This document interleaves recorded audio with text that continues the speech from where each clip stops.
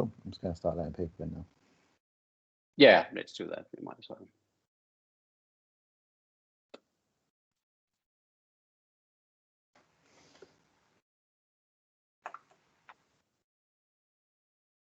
Hopefully.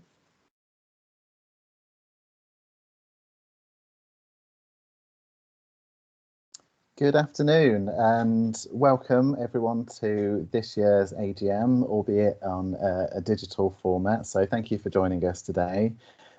Before I pass over to Gert, a little bit of housekeeping first. I just want to make you aware that this meeting is being recorded. So if you don't want to appear on the recording, then please turn off your cameras and please turn off your mics throughout as well. Unfortunately, we won't have time for any questions today, but if you do have any questions that you do want to ask, then please send them to myself at chris.workman@ga-uk.org, and I'll happily answer those for you. And if you're going to be joining us for the BATF webinar afterwards, then in the chat box I've included the link, so please follow that link to register. It takes a few seconds and you'll be sent your unique password and link to join that meeting. So thank you. Over to our chairman, Gert Schyberg. Thank you. Thank you very much. Thank you very much, Chris, and welcome to the GA's 74th annual general meeting. The Giftware Association will always represent a welcoming home for businesses and business leaders in the giftware sector.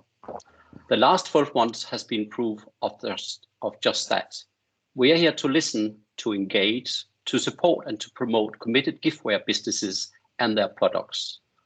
I personally am extremely proud of how the association and its members are weathering the continued COVID pandemic and other challenges relating to the UK leaving the European Union. Changes in the marketplace have tasked us all to rethink and recalibrate our offer while we await full acclimatization to whatever the new normal holds. What makes us is our sense of community, our engagement and relationship with suppliers, show organizers and government groups.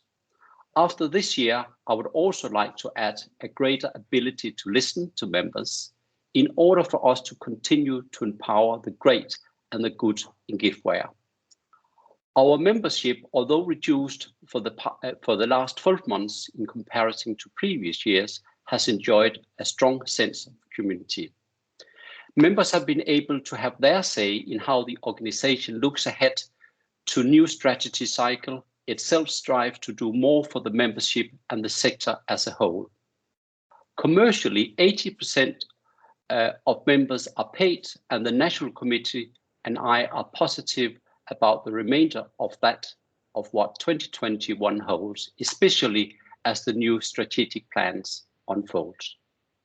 Like many associations, the GA had to turn digital quite quickly. The team was able to continue a series of webinars that were made available for the whole of the industry.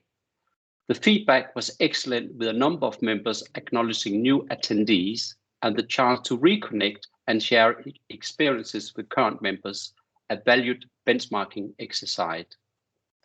Standalone subjects from marketing, PR, mental health and well-being, as well as many more current affairs were popular topics, as well as guidance and support on navigating the pandemic, EU exit and the supporting financial mechanisms in place. We also assembled having suppliers display their products to an audience of buyers like a virtual Meet the Buyer. While never being able to replace the traditional format, this was a good example of that well-used phrase, pivoting.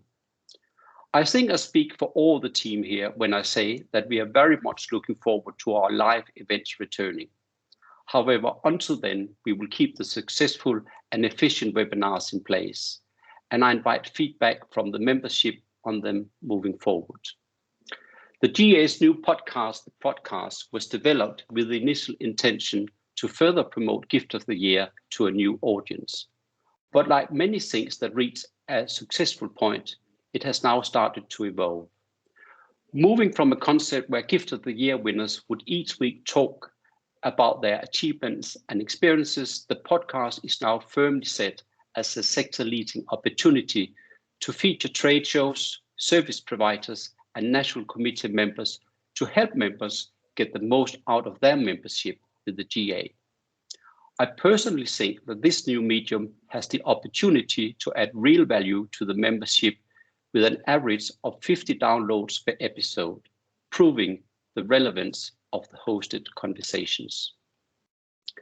I couldn't conclude what we have been doing in digital community without mentioning the gift stop. The relatively new informal drop-in coffee hour held on a Friday gives members a chance to lightly catch up and share their experiences. Great for business leaders to just chat through some of their current challenges and get a fresh insight from other sector members. Again, I think this is an example of a valuable but effective introduction to how the GA engages with members and supporters, both on a commercial and a personal level. This year's Gift of the Year competitions was one of its most successful yet. The awards attracted above average attendance, demonstrating the relevance the competition has in the sector, with over 700 entries from 225 companies. Without an in-person judging day and awards evening, a lot of the competition was moved online, and we carried out a week of celebrations for the finalists and winners, which were premiered at Spring Fair Online in 2021. For the first year ever, we invited the end consumer and the general public to vote, and we received over 6,000 votes, furthering the competition's reach even more. We saw the launch of a brand new awards website, which aided the competition in making a much more seamless customer journey, not just for entrants, but for judges too. Running alongside the competition, we had a targeted digital campaign and robust email campaign too. During the time the Gift of the Year competition was running, we also set up Gifts of Hope and Gift Them Thanks. Gifts of Hope mini competition focused on the gifts that gave back to charity or local communities at a point in time where charity and community was so important. We received 31 entries judged by a select group of retailers and buyers. The winner was announced just as we launched Gift of the Year proper. Gift Them Thanks was our campaign for key workers up and down the country who had offered so much of their times to keep the country running. To celebrate these workers and their sacrifices, we asked our member companies to donate products. We received over 4,800 donated products to be gifted to key workers that were nominated by the public. On the topic of innovation and empowerment, I'm delighted to share that we are starting to explore how education in various forms can be brought into the association. Right now, we are at an early stage, but looking at the journeys of people in the sector. Working closely with the education team at Federation, which has been consulting with members, we are now beginning to find out what the needs and wants are for the future in order to develop a structure. Follow this closely will be a subcommittee from the National Committee. The group will monitor, steer, and contribute to this exciting opportunity for us all. Watch this space. Before concluding this report, I must express my thanks to the National Committee, which supports me in my role as chair, and the select volunteers and suppliers that help the association be and do what it is and does. Thanks also must be expressed to Chris Workman, who has continued to innovate, support, and be there for members, always doing so with professionalism and integrity. I must also acknowledge Sarah Ward. Although taking on a different role for the association, recently as managing director for the overarching British Allied Trade Federation, has now been with us in one shape or another for 5 years. Thank you, Sarah, for your commitment and support throughout this time.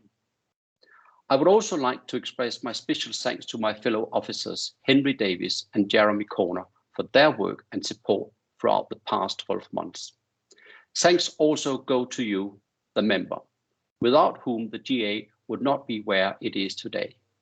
We continue to listen to you and put you at the center of everything we do, and I look forward to being able to thank you in person soon. Best wishes and good luck. Thank you. We now move forward to the formal business of the day. We have two things we have to approve, which is the minutes of the last AGM of 21st June 2020, and also the audited accounts ending 31st of December 2020. And I can confirm that these has been approved by the proxy votes that we have received prior to this meeting. Thank you, and over to you, Chris. Thank you, Gert. Thank you again for joining us today. A bit different from our usual AGM, so we are looking forward to hopefully seeing you in the future in person at a Members' Day and our future AGMs. But thank you again for saying that. Thank you. Thank you.